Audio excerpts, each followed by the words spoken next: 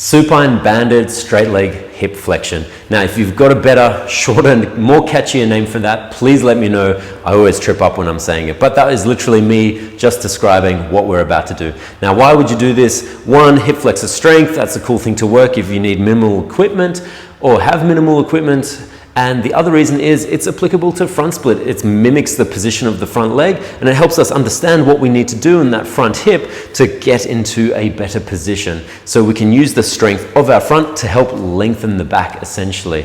So we're working with end range strength. So there's a bunch of stuff going on here that you could use this exercise for. Now, in terms of the height of the band, you want to set it up depending on your flexibility. So the more flexible you are, the higher you're going to have the band. The less flexible you are, the lower you're going to have the band. It's just so we match our resistance a little bit easier, or more effectively, I should say. Then you're just going to lie down on the floor like so, and you're going to hook the band around your ankle. And so hence, if I'm more flexible like this and can work up here, I'm going to have the band higher. If I'm only getting to here with my flexibility of the hamstring, then it would make more sense to have the band lower, so the band is pulling directly against my pull of force, right?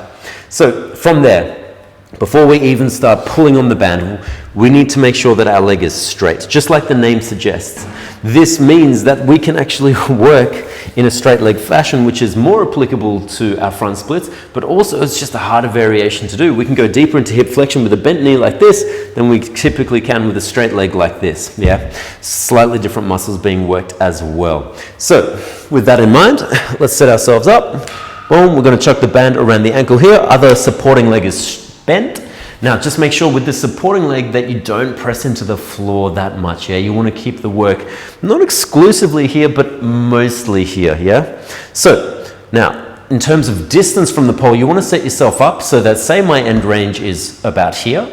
You want to make sure that when you get into the band, that it starts pulling you back just shy of your end range. That means I now have to work in overdrive to really hit that same range, right?